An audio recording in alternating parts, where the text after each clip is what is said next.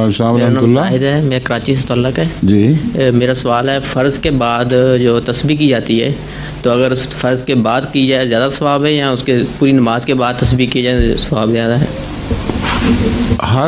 ہر نماز کے حصے کے بعد لمبی تسبیح کرنا دستور نہیں ہے.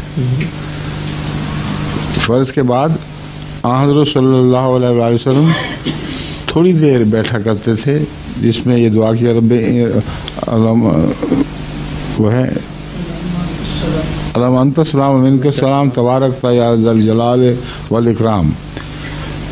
دوسری وہ دعا ہے جو عینی علی ذکرک و شکرک و حسن عبادتک. یہ دو دعائیں حضرت عائشہ رضی اللہ تعالیٰ عنہ سے مروی ہیں کہ اتنی دیر وہاں قیام فرماتے تھے جتنی دیر میں یہ دو دعائیں کرتے تھے، پھر اٹھ کر گھر آ جاتے تھے، وہاں پہنچ کر پھر سنتیں نوافل وغیرہ پڑھتے تھے.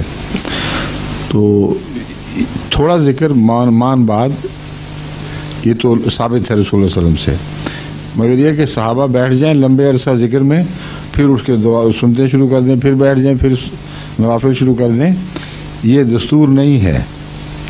سمجھ گئے؟